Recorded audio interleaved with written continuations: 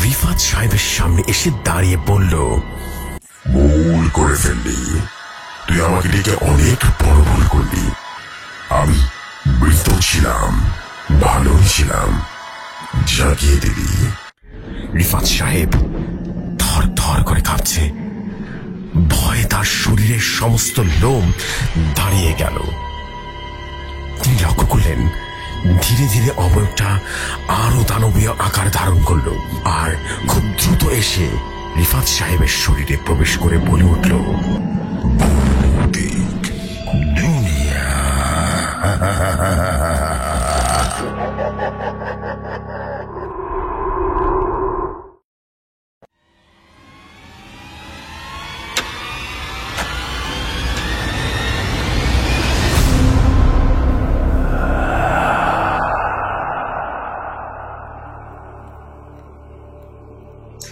আসসালামু আলাইকুম। আশা করি আপনারা সকলেই ভীষণ রকম ভালো আছেন, সুস্থ আছেন। অ্যান্ড রাইট নাও শুনছেন ভৌতিক দুনিয়া। এবং আজ অনেকদিন পর আবারও নিয়ে এলাম হাড় হিম ভূতের গল্পের নতুন সেগমেন্ট বা নতুন গল্প। আশা করি আজকের গল্প আপনাদের কাছে অনেক ভালো লাগবে। আজকের গল্পগুলো সংগ্রহ করা হয়েছে ফিরোজ ভাইয়ের কাছ থেকে এবং নাহিদ সরকার ভাইয়ের কাছ থেকে। আজকে আমরা 3টা অডিও স্টোরি শুনবো। 3টি অডিও স্টোরির ভিতরে প্রথম অডিও স্টোরির নাম আত্মা। ফিরোজ ভাই ঘটনাটি কালেক্ট করেছেন। এছাড়া আছে গেস্ট হাউস এবং সর্বশেষে ট্রেন যাত্রা। আশা করি প্রতিটা গল্পই আপনাদের কাছে ভালো লাগবে। ভালো লাগলে আপনারা অবশ্যই কমেন্ট করে জানাবেন, এবং আপনারা যদি চান আপনাদের নিজের লেখা গল্প আমাদের কাছে লিখে পাঠাবেন, তবে আপনারা লিখে পাঠাতে পারেন ভৌতিক দুনিয়া @gmail.com থেকে। এই ইমেলে ঘটনা সেন্ড করে দেবেন। অবশ্যই ঘটনাটি মাস্ট বি ইউনিক হতে হবে। আর দেরি করবো না, শুরু করছি আজকে হাড় হিম ভূতের গল্প।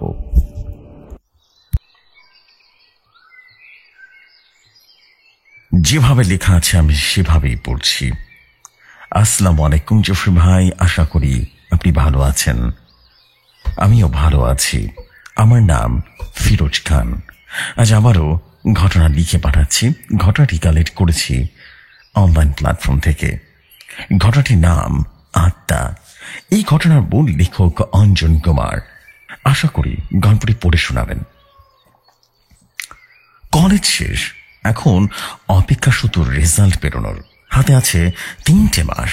আমরা আমি, আমার বন্ধু তাপস আর একমাত্র মহিলার সদ্য মধুমিতা পরীক্ষা শেষের আগে ঠিক করে রেখেছিলাম ছুটিতে বাড়ি ফিরবো না, একেবারে রেজাল্ট নিয়ে তবে ফিরবো। দিনের বেলা নিজের পার্ট টাইম জব আর রাত্রের ক্লাবে যাব। যেমন কথা তেমন কাজ। পরীক্ষা শেষ হতেই এই পরিকল্পনা বাস্তবায়িত হতে খুব বেশি কষ্ট হয়নি। এমন করেই দিন 15 কেটে গেছে। এমনই একদিন 3 জনের সবাই মাত্র ক্লাবে গিয়ে বসেছি। রিজু আমাদের সামনে এসে দাঁড়ালো। মধু হুট করে উঠে গিয়ে সামনে জানালার দিকে এগিয়ে গেল। আসলে একটা সময় এই রিজুর উপরে ওর খুব ভালো লাগা ছিল, বললেই চলে যে বেশ ভালো লাগা ছিল। কিন্তু রিজুর 10টা আলাদা আলাদা মেয়ের সাথে উঠা বসা মধুর ঠিক পছন্দ হয়নি। বিরক্ত হতে পারে এক সময়, এখন তো সহ্য করতে পারো না আর ওকে। তাই আমরা দুজন মিলে ওর সাথে গল্প করতে শুরু করলাম। মিনিট 10 পর রিজু চলে গেলে মধু আমাদের কাছে এসে বসলো। তাপস ওকে ঠান্ডা করার জন্য নানা ধরনের এদিক সেদিক কথা বলা আরম্ভ করলো। আমি চারদিকে ঘুরে ঘুরে দেখতে শুরু করলাম। হঠাৎ পেছনের দিকে জানালাতে চোখ ফেরাতেই দেখলাম একটা বছর করে মেয়ের একভাবে আমার দিকে চেয়ে আছে। প্রথমটা ঘাবড়ে গেলাম, পরে বুঝলাম আমার দিকে না, আমার পেছনে দাঁড়িয়ে থাকা রিজুকে দেখছে। মেয়েটার অর্ধেক মুখ ওড়নায় ঢাকা, বাকিটা দেখে বোঝা যাচ্ছে বেটা বেশ সুন্দর দেখতে। আমি ওর কাছে এগিয়ে গিয়ে বললাম, ওরকম ভাবে কি দেখছেন? কিছু বলার থাকলে সামনে গিয়ে বলুন না। মেয়েটা চমকে উঠল। ও বুঝতে পারেনি কখন আমি ওর পাশে এসে দাঁড়িয়েছি। একটু হেসে বলল, আরে না না, আমি যেভাবে কিছু কথা বলার জন্য দেখছি না। আসলে ওই মেয়েটার প্রতি একদিন আমার অনেক ভালোবাসা ছিল, কিন্তু কি করবো বলো, 1000টা নারীর মন নিয়ে খেলার স্বভাবটা তো আমার পছন্দ হয়নি। তাই আজ কোণে দাঁড়িয়ে ও আচ্ছা, তার মানে আপনিও আমার বন্ধুর মতোই ওর অব্যর্থ প্রেমিকা? মেয়েটি হেসে বলল, আপনার বন্ধু মানে? আমি মধুর দিকে আঙ্গুল দেখিয়ে বললাম, ওই যে ওই মেয়েটা বসে আছে না, ও এককালীন আপনার মতোই রিজুর প্রেমে পড়েছিল, কিন্তু ঠিক আপনার মতো একইভাবে পছন্দ হয়নি ওর স্বভাবটা। ঠিক আছে, আমি আসছি, তুমি যাবে কি আমার সাথে আমাদের বন্ধুদের কাছে? মেয়েটা হেসে বলল, না না না, ঠিক আছে, আমি চলে এলাম। মধু আর তাপস বুঝতে পারেনি আমি কখন যে উঠে চলে এসেছি। নতুন একজনের সাথে আলাপের কথা ওদের বলতেই ওরা খুশি হয়ে গেল। আমরা তারপর সেদিন বাড়ি ফিরে এলাম। পরদিন আমার ক্লাসে যেতে একটু দেরি হয়েছিল। ক্লাবের সামনে পৌঁছে দেখি বাইরে একটা মেয়ে দাঁড়িয়ে আছে, একটা কালো গাড়ির কাছে দাঁড়িয়ে আছে। আমি ওর কাছে গিয়ে বললাম, কি ব্যাপার, বাইরে দাঁড়িয়ে যে, ভেতরে যাবার ইচ্ছে নেই নাকি? না না, আজ বাইরে বেশ ঠান্ডা হাওয়া দিচ্ছে তো, তাই দাঁড়িয়ে আছে আর কি। তুমি আজ এত দেরিতে? হ্যাঁ, একটু কাজ ছিল আর কি।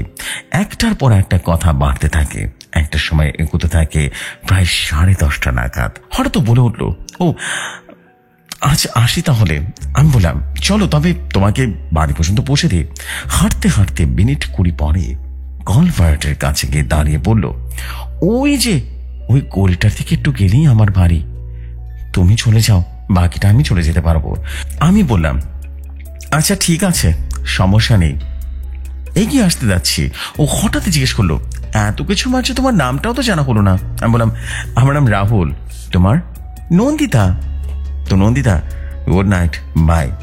আমি আজ সারা দিন কাজকর্ম শেষ করে একটু তাড়াতাড়ি পৌঁছে গেছিলাম ক্লাবে। আমি পৌঁছানোর পর নন্দিতা এলো। বধূ তাপস এখনো এসে পৌঁছায়নি। ক্লাবে ঢুকে একটা মিষ্টি হাসি দিয়ে বলল, চলো না আজ কোথাও ঘুরে আসি। সত্যি বলতে কি, এই জায়গাটা এখন বিরক্তি আসে, বাইরে বেশ হাওয়া দিচ্ছে। আমি না করলাম না, ফোনে মধু আর তাপসকে একটা মেসেজ করে বেরিয়ে পড়লাম ওর সাথে। 4 মাথার মোড় থেকে শুরু করে ফুটপাথ ধরে হেঁটে হেঁটে ঘুরে ঠিক বাজারে এসে পৌঁছতে ও বলল, আজ অনেক ঘোরা হলো, অনেক রাত হলো, বাড়ি যাই। আমি এককাল হেসে বললাম, থ্যাংক ইউ, এই সুন্দর রাতে এতটা পথ আমার সাথে হাঁটার জন্য এবং আমাকে এন্টারটেইন করার জন্য। নন্দিতা হাসতে হাসতে বলল, তুমিও সত্যি খুব মজাদার মানুষ, তোমার সাথে সময় কাটিয়ে আমারও খুব ভালো লাগলো।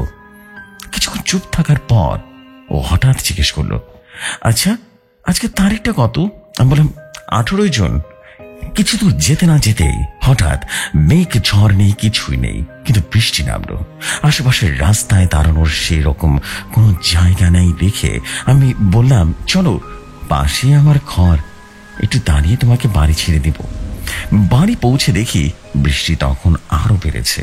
অগত্যা এক দৃষ্টিতে বেরোনো যাবে না বুঝে আমি বললাম, এক কাজ করো, বৃষ্টিটা তো অনেক ভিজে গেছো, তুমি চেঞ্জ করে নাও। আমার কিছু জামা কাপড় আর একটা তোয়ালে দিয়ে আমি ওকে চেঞ্জ করার জন্য পাশের রুমটাতে পাঠিয়ে দিলাম। বাথরুমে গিয়ে আমি শুকনো কাপড় পরে চলে এলাম। কাজের মাসি ইতিমধ্যে খাবার করে চলে গেছে। রাত তখন 11:45। তখন বৃষ্টি মুষলধারায় পড়ছে দেখে নন্দিতা ঠিক করলো আজ রাতটা আমার ঘরেই কাটাবে। নন্দিতাকে পাশের রুমে পাঠিয়ে আমিও শুয়ে পড়লাম। সকালটা বেশ ঝড়ঝড়ে, রৌদ্র উঠেছে। মুখ ধুয়ে পাশের রুমে নন্দিতাকে ডাকতে যাব ঠিক সেই সময় মধু আর তাপস এসে হাজির হলো। কিরে, কি খবর? 2 দিন ধরে তো তোর পাত্তাই নেই, বলল তাপস।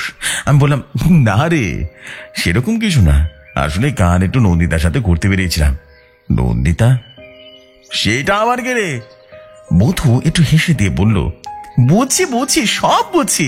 আমরা দাঁড়া, তোরা পাশের রুমের দরজার কড়া নাড়তে যাব, দেখি দরজাটা ভেজানো। দরজা খুলে ভিতরে গিয়ে দেখলাম নন্দিতা নেই, ঘর একদম ফাঁকা। ঘর একদম সাজানো গোছানো, কালকে রাতের মতো। আমি এদিক ওদিকে ছাদ নিচের ঘরগুলো ভালো করে চেক করলাম, না, নন্দিতা কোথাও নেই। আমার কাজকর্ম দেখে মধু আর তাপস দুজনেই যেন হতভম্ব বোধ করে, ওদের মাথায় কিছু ঢুকলো না। আমায় টেনে চেয়ারে বসিয়ে বলল, ব্যাপারটা কি খুলে বলবি তো নাকি? কে নন্দিতা?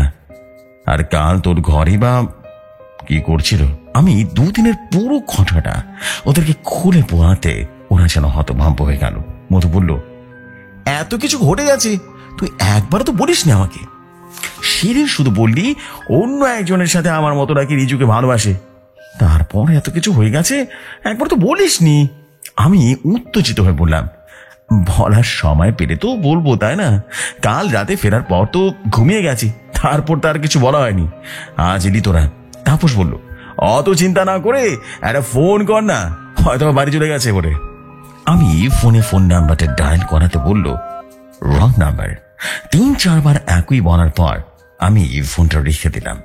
তাপস মাথা ঝাঁকিয়ে বলল, কি এমন মেয়ে রে বাবা, ভোরবেলায় এরকম না জানিয়ে চলে যায়, রং নাম্বার দেয় আবার।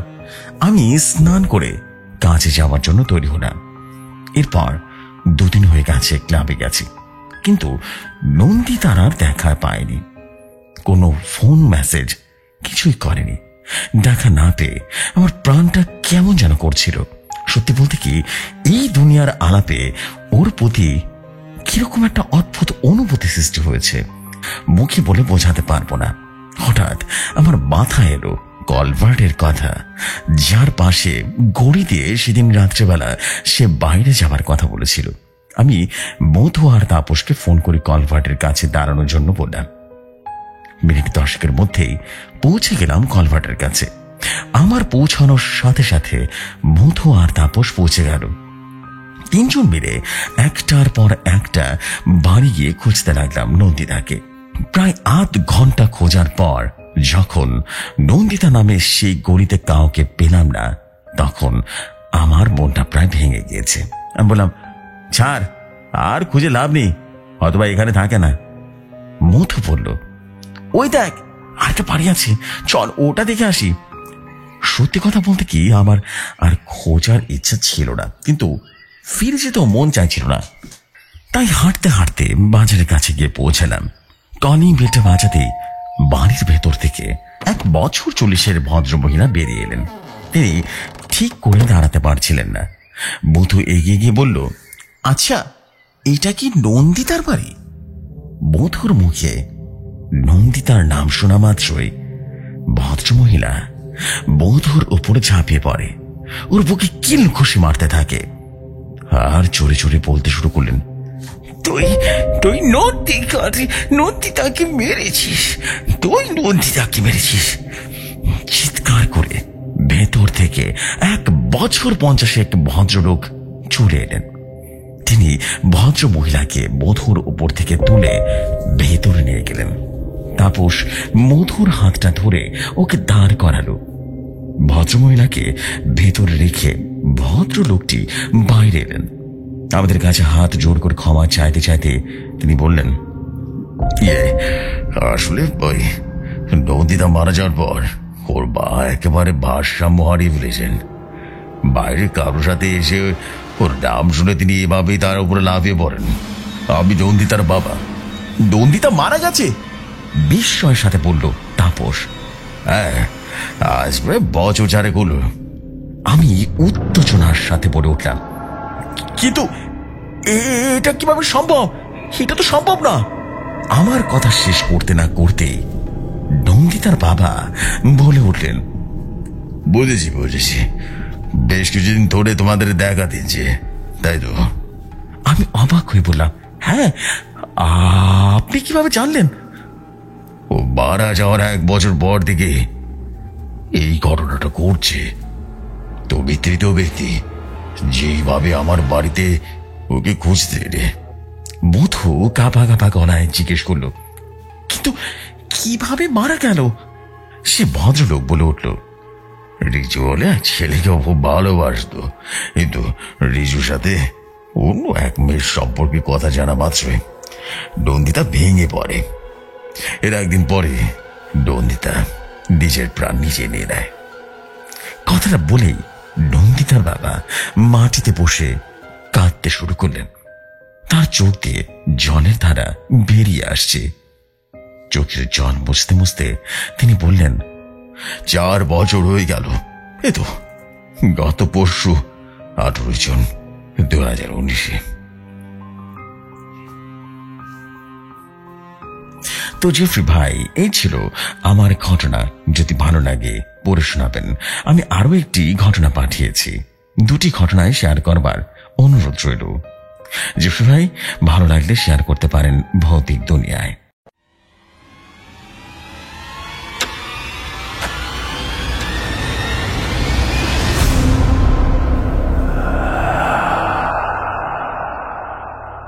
হে ফিরোজ ভাই, wow, just one word, wow.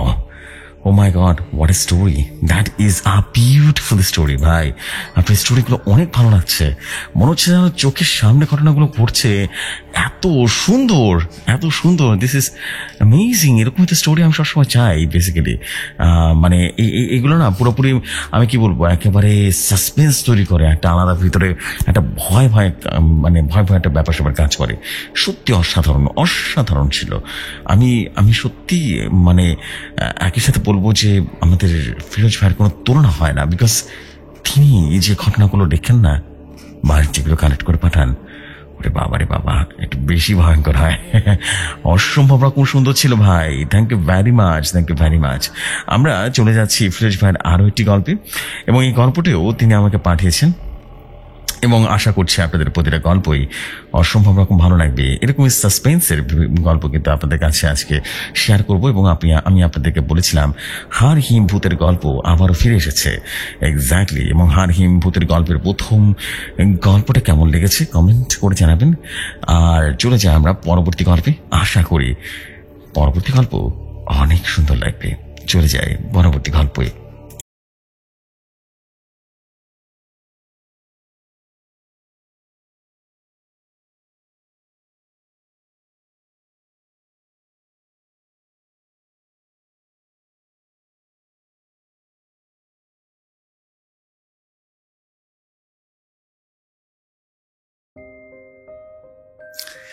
যেভাবে লেখা আছে সেভাবে পড়ছি। লেখা আছে, আসসালামু আলাইকুম জফর ভাই, আশা করি আপনি ভালো আছেন। ভালো আছেন ভৌতিক দুনিয়ার সকল লিসনার্স। আমি ফিরোজ খান। এই গল্পটি আশা করি আপনি পড়ে শোনাবেন। গল্পটির নাম কে এসেছিল।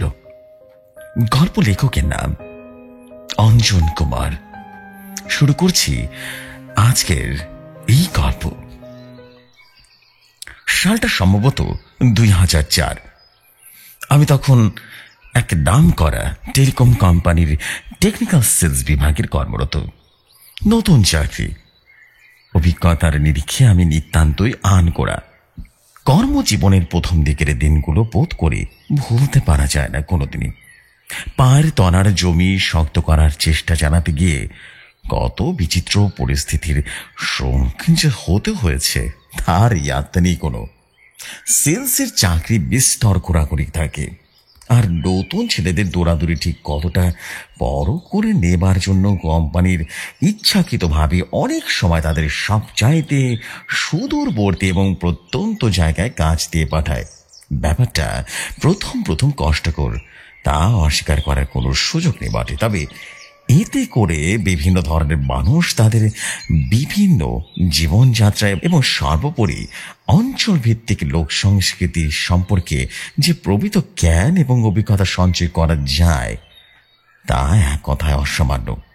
নালিশ বা অভিযোগের ধাতটা এবার আমার বরাবরই কম ছিল। হাজার অসুবিধা সত্ত্বেও রঙিন এবং নতুন নতুন মানুষ চেনার বিষয়টা আমি উপভোগই করেছিলাম, চিরকাল উপভোগ করে এসেছি। তা যে সময়ের কথা বলছি সেটা ছিল শীতকাল। জায়গাটির নাম কাশন্দি। এটি দক্ষিণবঙ্গের একটা রুক্ষ বলা যায় একটা গ্রাম অঞ্চল।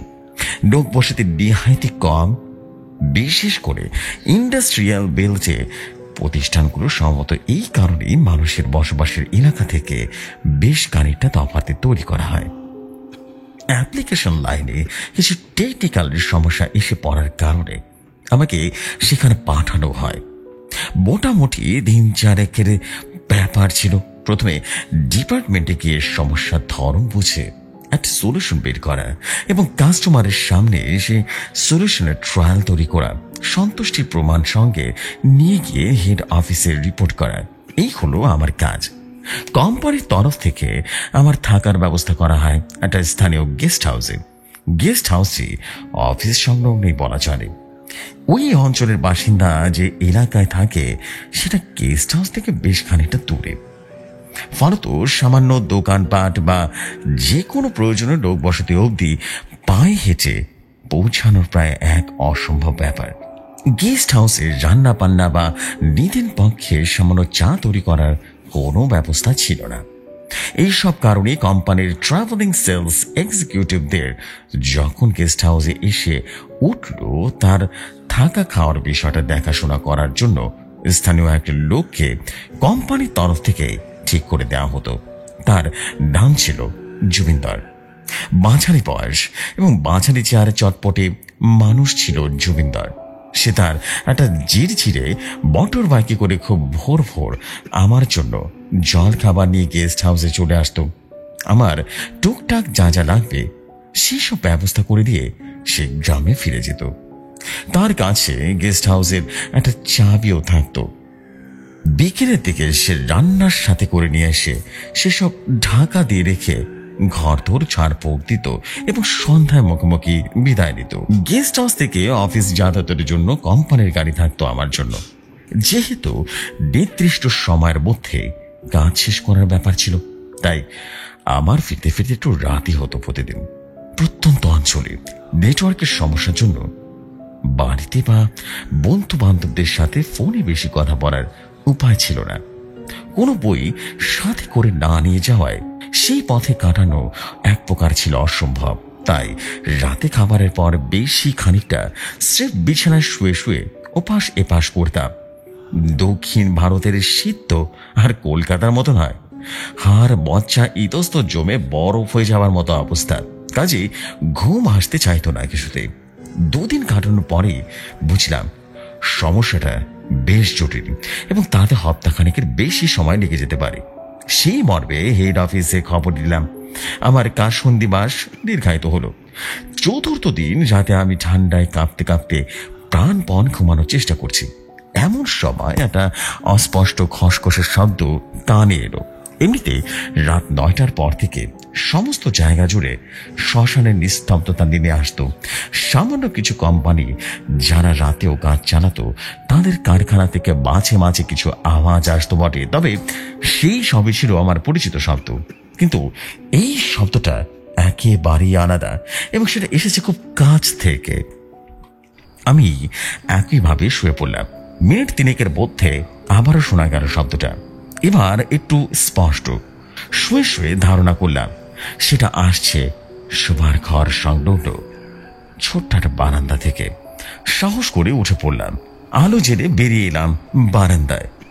হয়তো ইঁদুর বা এই সাথে কিছু একটা তো হবে, কিন্তু বারান্দার আলো এতটাই ক্ষীণ ছিল যে তাতে ইঁদুরের মতো সমস্ত জীব খুঁজে পাওয়া একেবারে অসম্ভব। কোথাও কিচ্ছু নেই। আর এটা দেখে আবারও শোবার ঘরে গিয়ে যাব এমন সময় একটা অদ্ভুত ব্যাপার চোখে পড়ল। এমনিতেই একটা অঞ্চলে ধুলো খুব বেশি, তার উপরে সন্ধ্যার দিকে সামান্য বৃষ্টি হওয়ার কারণে বারান্দাটায় কেমন কাদা কাদা হয়ে গেছে। ভেবেছিলাম সকালে জুবিন্দর এলে প্রথমে তাকে বলবো জায়গাটা পরিষ্কার করার কথা, কিন্তু দেখলাম বারান্দাটা একেবারে শুকনো খসখসে এবং কাদার জায়গার ছিটে ফোটাও নেই। আপনা থেকে এরকম পরিষ্কার হয়ে গেল, কিন্তু কি করে?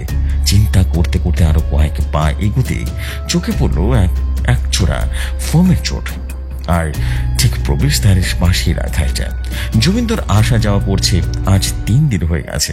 সে জুতো পরে আসে রোজ, আর সকলে ঘন্টা 1.5 এর মধ্যে কাজ থাকে তার।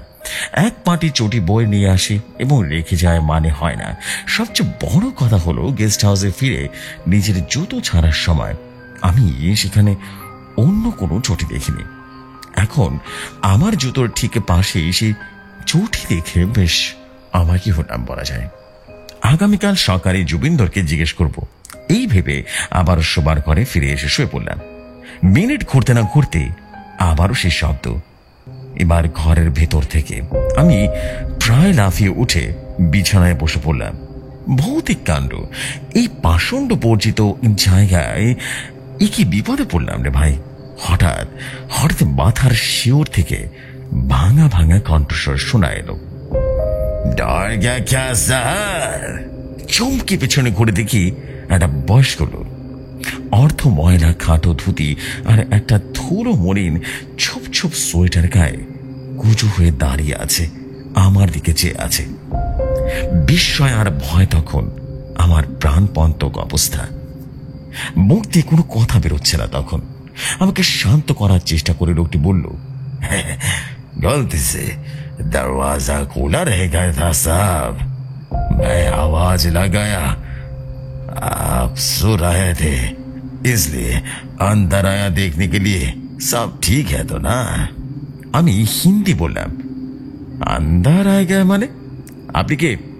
আর আমি তো ঘুমানোর চেষ্টা করছিলাম, ঘুম আসেনি, আমি তো কোনো আওয়াজ পেলাম না। সে আবারও বলে উঠল, আমি নাকি সত্যি ঘুমিয়ে পড়েছিলাম, সে কারণে আমি কিছুই নাকি টের পাইনি। কি করা উচিত বুঝতে না পেরে থম মেরে বসে রইলাম খানিকক্ষণ। লোকটাকে দেখে চোর বা ডাকাত বা কোনো খারাপ মতলব আছে বলে মনে হলো না।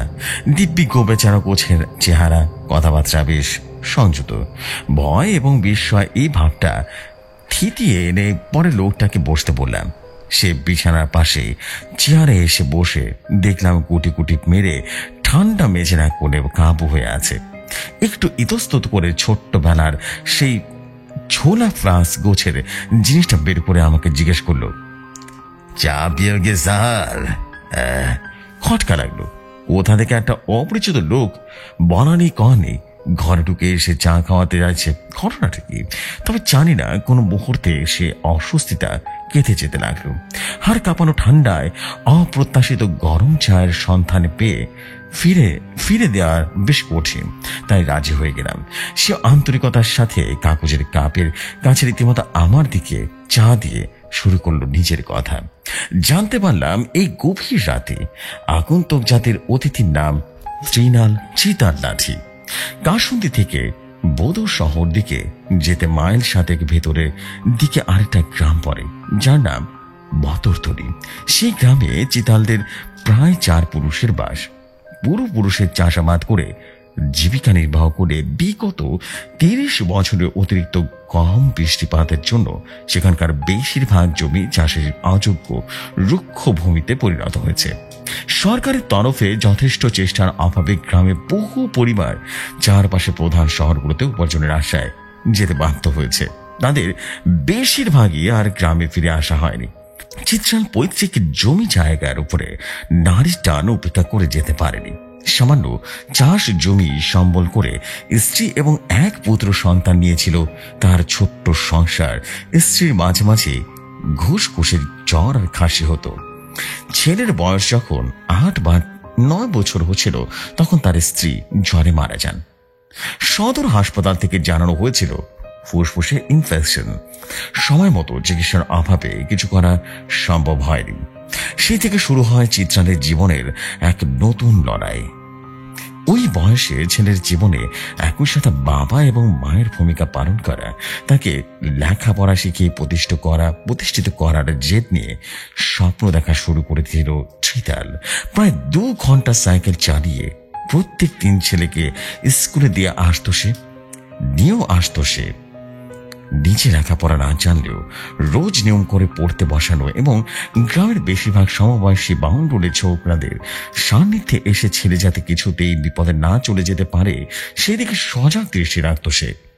নিজের যাবতীয় সঞ্চয়, যত সামান্য উপার্জন সবকিছু বাজি ধরে ছেলেকে মানুষ করতে চেয়েছিল চিত্রাল।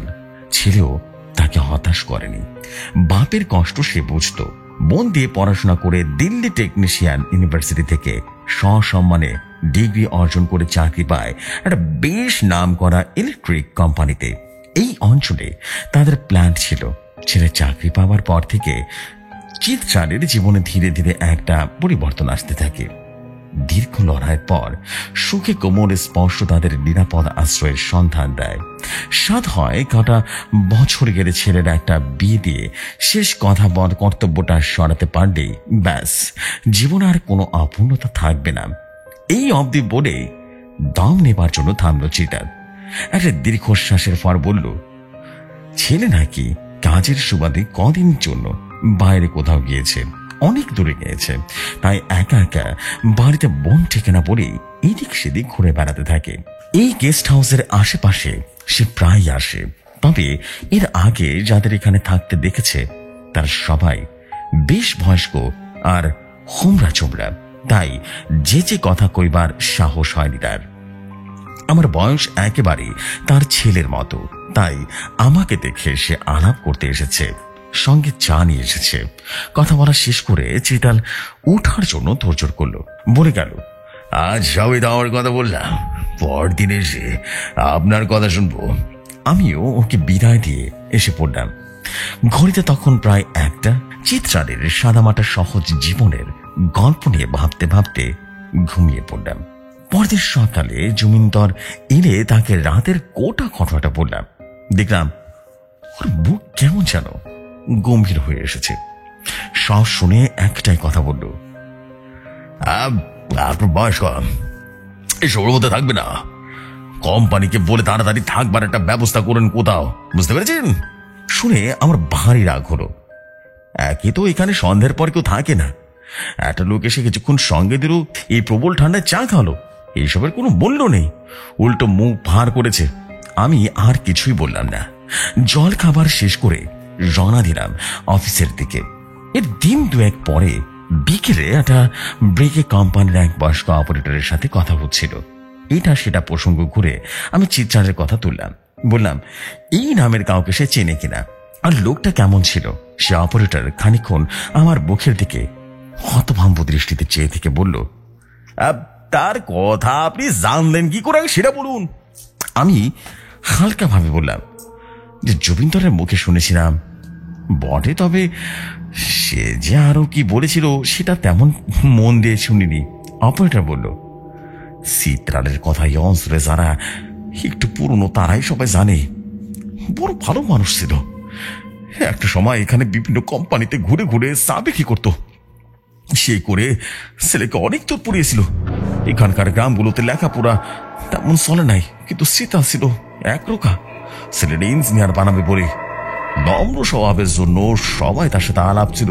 চিত্রালে, বুঝতে পারছেন, ওর ছেলে এই এলাকাতে চাকরি পেয়ে গেছিল মেইনটেনেন্স সুপারভাইজারের। একবার নাইট ডিউটিতে থাকাকালীন সময় সে কোম্পানিতে কন্ট্রোল প্যানেলের রুমে ভয়াবহ আগুন লাগে, মুহূর্তে কারো ধোয়া এদিক থেকে ওদিকে চলে যায়, একেবারে বেরোবার পথ একবার কেউ খুঁজে পায় না। আর সেই সময় শিফট উপস্থিত 2জন মেইনটেনেন্স অপারেটরের প্রাণ যায়। চিত্রালের ছেলে ছিল তাদের একজন। কোম্পানি অবশ্য যথাযথ চেষ্টা করছিল, তবে শেষ রক্ষাটা হয় নাই। তারপর থেকে মানসিক ভারসাম্য হারিয়ে ফেলছিল। চিত্রাল পাগলের মতো হয়ে গেছিল। বছর করতে না করতে সেও আগুন দিয়ে আত্মহত্যা করে। খুবই দুঃখের ঘটনা এটা। আজ প্রায় 10 বছর কাটে গেছে সেই ঘটনার। বাপ বেটা দুজনেই খুব ভালো মানুষ ছিল, খুব ভালো মানুষ ছিল। আমি ঘটনাটা শুনে স্তম্ভিত হয়ে শুনছিলাম। হাতের চাটা আর শেষ করতে পারলাম না। এইটা কি শুনলাম, এইটা কিভাবে সম্ভব?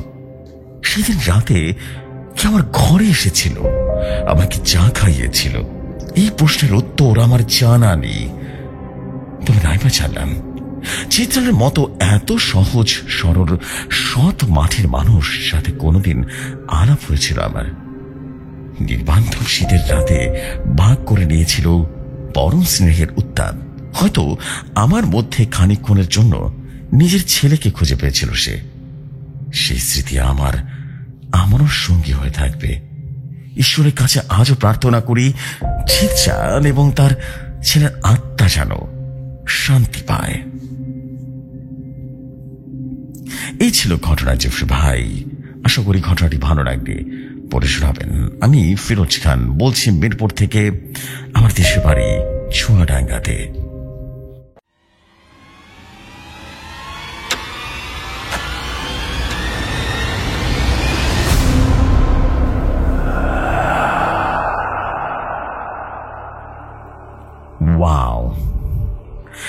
আজকে দুটি স্টোরি অনেক অনেক বেশি ইন্টারেস্টিং ছিল।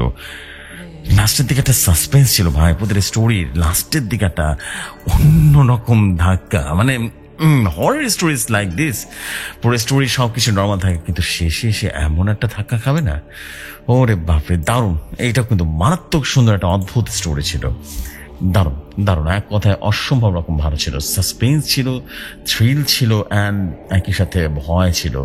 লাস্টের দিকে যে ভয় যে পেলাম না, দারুণ, এক কথা বলবো অসম্ভব রকম ভালো ছিল ভাই। অ্যান্ড আই বিলিভ সবার কাছে অনেক বেশি ভালো লেগেছে। আমরা চলে যাই আমাদের পরবর্তী ঘটনায়।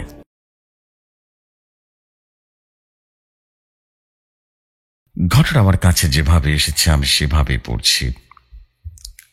লিখেছেন, আসসালামু আলাইকুম জেফর ভাই, আমি নাহিদ সরকার। আজ এটি ঘটনা কালেক্ট করে পাঠিয়েছি, যদি ভালো লাগে পড়ে শোনাতে পারেন।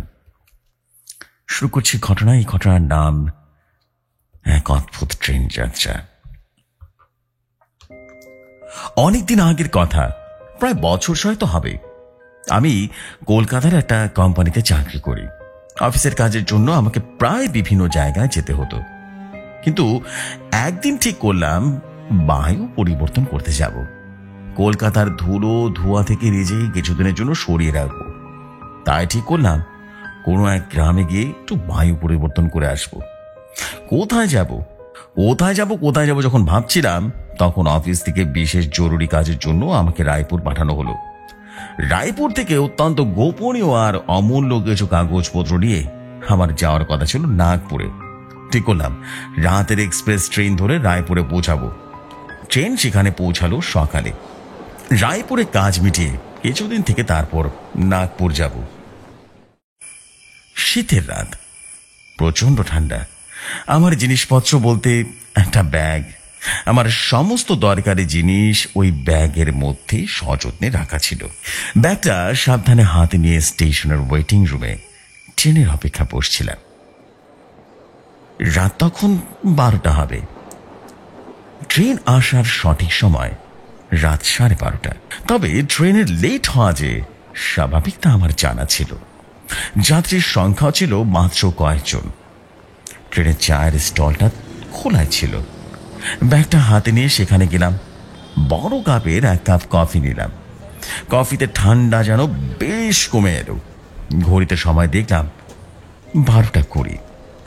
খবর নিয়ে জানলাম ট্রেন ঠিক সময় আসছে, আর মাত্র মিনিট 10।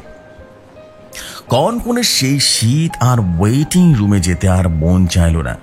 আমার রিজার্ভেশন ছিল, তাই ট্রেনের জায়গাটা পাওয়ার জন্য কোনো চিন্তা ভাবনা ছিল না। আমার একমাত্র চিন্তা ছিল নিরাপদে রায়পুর পৌঁছানো। শেষ পর্যন্ত ট্রেন এসে গেল।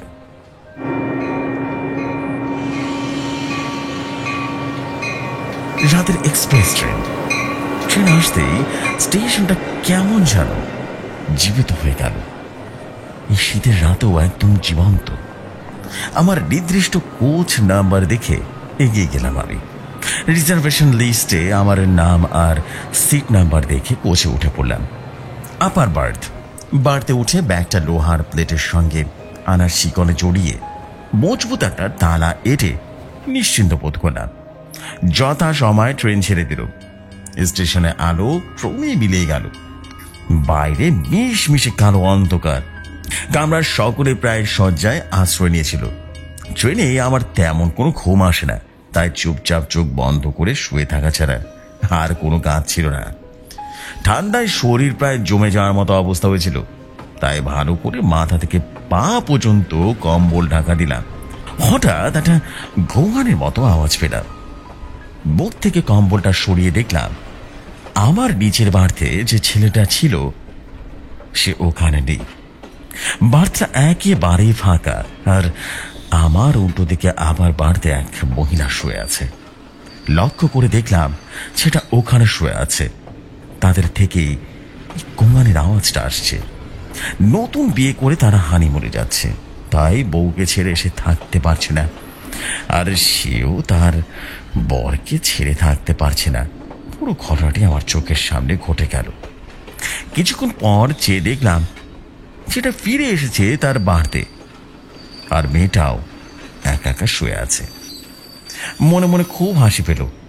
ভাবতে লাগলাম, আমার তো আর বিয়ে হলো না, তাই আমি এসবের কি বুঝবো। অবশেষে বর্ধমান স্টেশনে এসে থামলো ট্রেনটা। Bardhaman junction train. গরম এক কাপ কফি খেতেই হবে ঠিক করলাম। ট্রেন থেকে নেমে দেখলাম একটা চায়ের দোকান। সেখান থেকে এক কাপ কফি নিয়ে ট্রেনের মধ্যে চলে এলাম। ট্রেন আবারও চলতে শুরু করলো। চারদিকে আবার সেই ঘন অন্ধকার। কফি শেষ করে কাপটা ফেলে দিয়ে সেই কম্বলে চাপা দিয়ে শুয়েছি। আবার শুনতে পেলাম সেই গোঙানির আওয়াজ। খুব হাসি পেল এবার আমার। আর এবারে শুধু গোঙানির আওয়াজটা থেমেছিল না, তার সঙ্গে নানা ধরনের আওয়াজ হতে লাগলো। আমি ভাবলাম, বেশ বেশ, নতুন তো বিয়ে করেছে, তো তাই ছেড়ে থাকতে পারছে না। কিছুক্ষণের মধ্যেই ছেলেটা তার নিজের জায়গায় ফিরে এলো। তা যাই হোক, সকাল 8:30টার সময় ট্রেন রায়পুর স্টেশনে এসে থামলো। আমি ব্যাগ নিয়ে স্টেশনে নামলাম। এদিক ওদিক তাকাতেই ট্রেনের সেই ছেলেটাকে দেখতে পেলাম। সেও রায়পুরে নেমেছে, কিন্তু তার স্ত্রীকে তো দেখতে পাচ্ছি না। কোথাও বসতে জিজ্ঞেস করলাম, আপনি ট্রেনে ছিলেন তো? ছেলেটি বলল, হ্যাঁ ছিলামই তো, আপনার নিচের বাড়িতে। আমি একটু অবাক হয়ে বললাম, আপনার স্ত্রীকে তো দেখতে পাচ্ছি না। সেটা বলল, আমার স্ত্রী মানে? আমি আবারও বললাম, হ্যাঁ, আমার উল্টো দিকের বাড়িতে যে ভদ্র মহিলা ছিলেন। সেটি হেসে হেসে বলল, উনি আমার স্ত্রী নন, ট্রেনের স্টেশনে ওনার সঙ্গে আলাপ হয়েছিল। এই কথা বলে ছেলেটা চলে গেল। আর আমি অবাক হয়ে তার দিকে চেয়ে থাকলাম। তা যাই হোক, রায়পুরে পৌঁছে গেলাম। এবার নির্দিষ্ট ঠিকানায় পৌঁছাতে হবে। ট্রেনের বাইরে এসে একটা সাইকেল রিক্সা ভাড়া করে নিলাম। সে সোজা রায়পুর অফিসে আমায় নামিয়ে দিল। অফিসে জরুরি কাগজপত্র নিয়ে আমি এবার বাড়ির সে উদ্দেশ্যে রওনা দিলাম।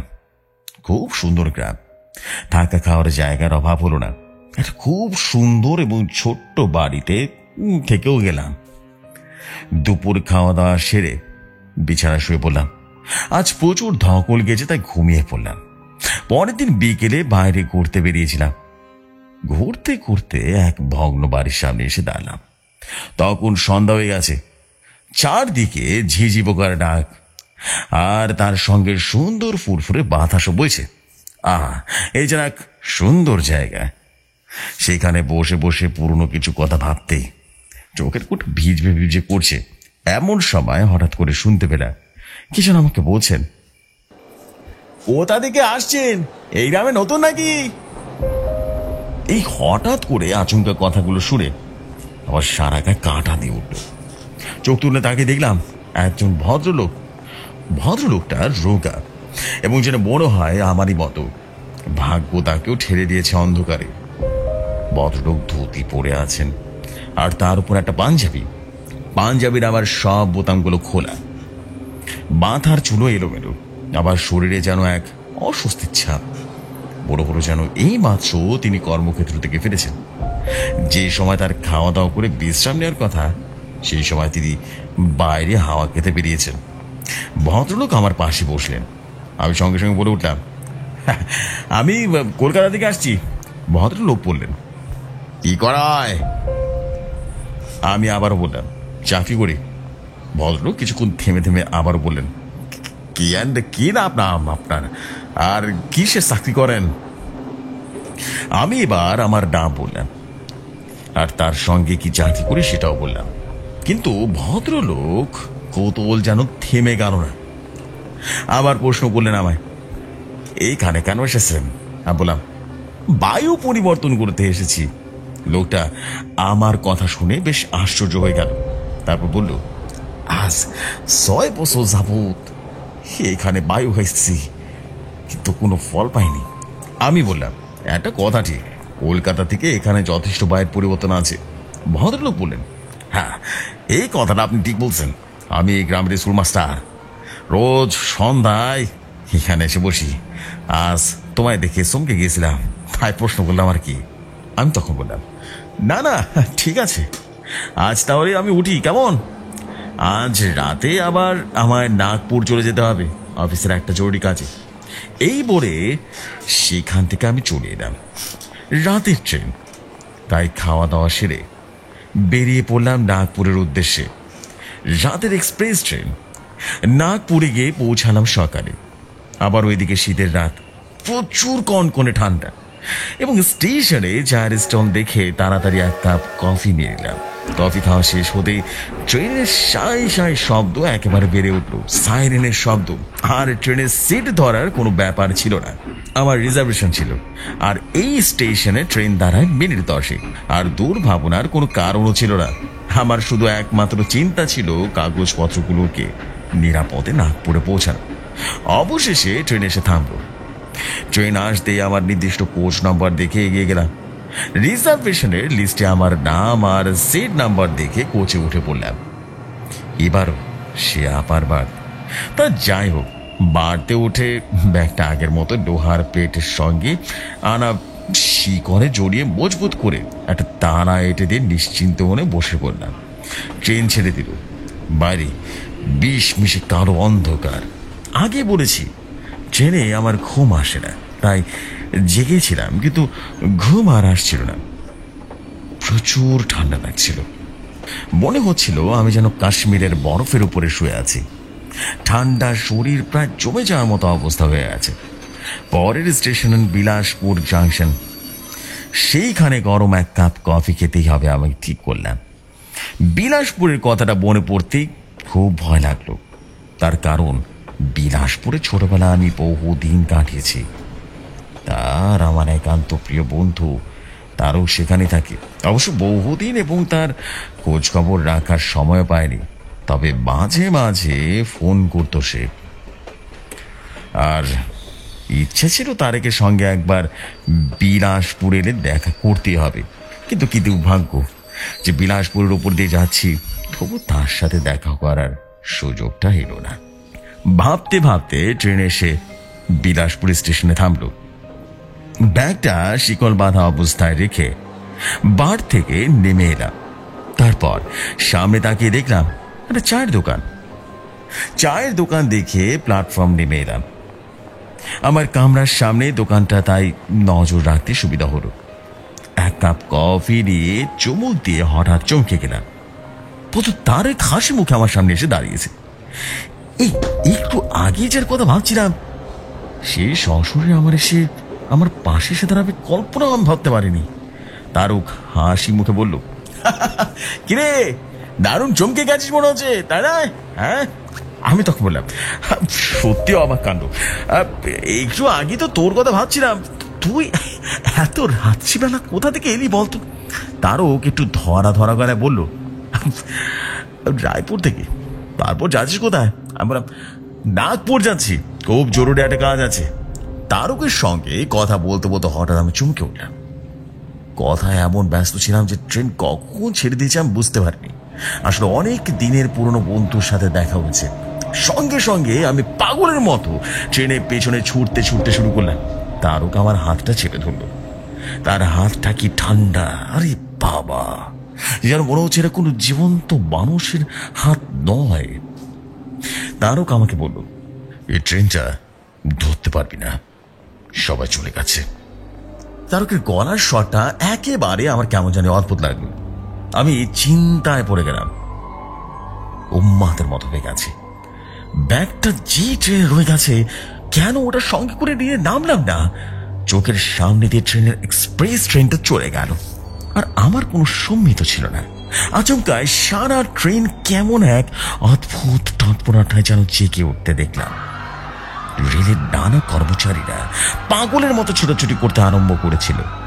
একজনকে প্রশ্ন করলাম, সে বলল, এই মাত্র ছেড়ে যাওয়া ট্রেনটার সামনে ভয়ঙ্কর এক দুর্ঘটনায় পড়েছে। একটু দূরে একটা ব্রিজের কাছে পড়েছে। ট্রেনের সামনে 4টা বগি একবার লাইন চুত হয়ে ব্রিজের নিচে পড়ে গেছে।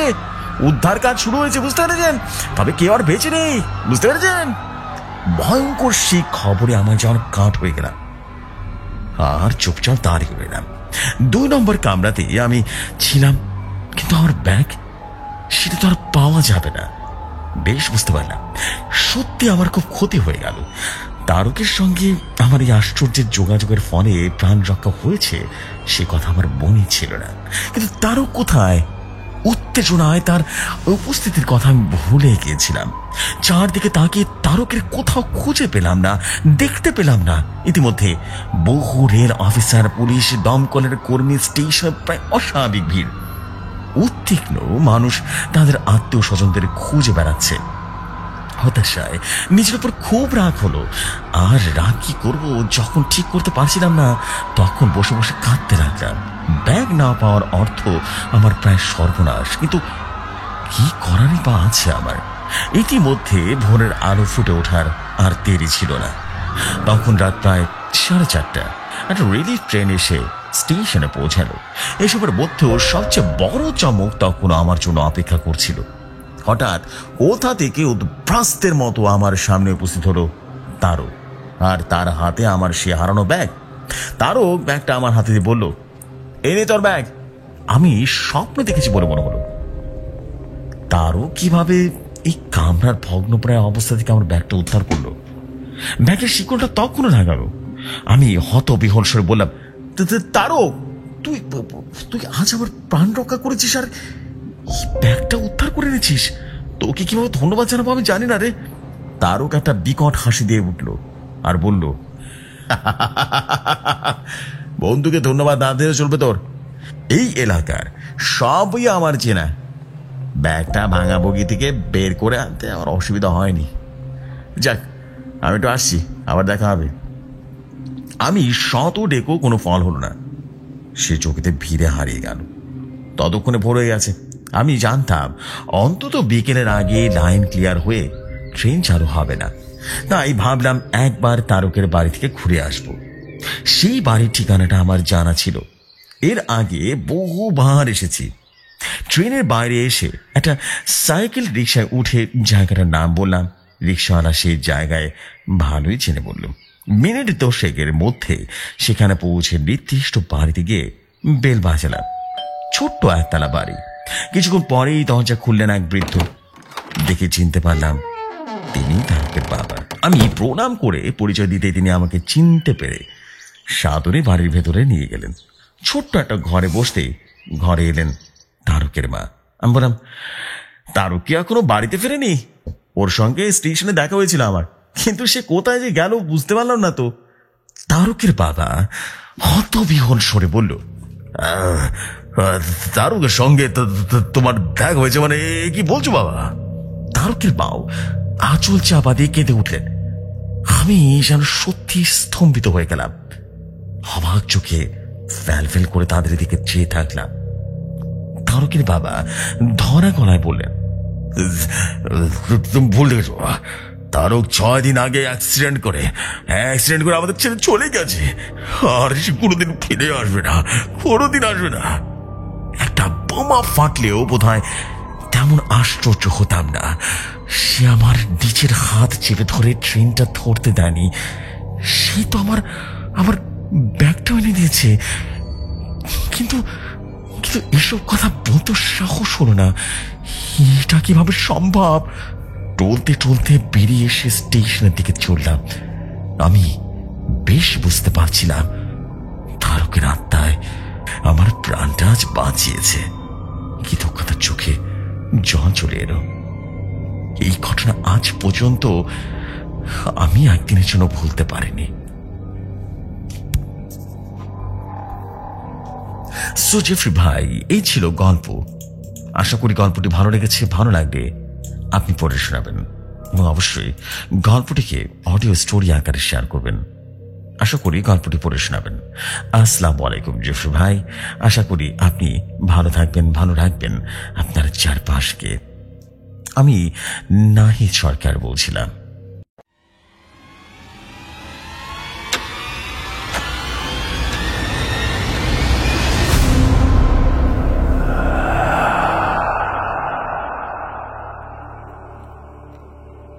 Oh my God, another.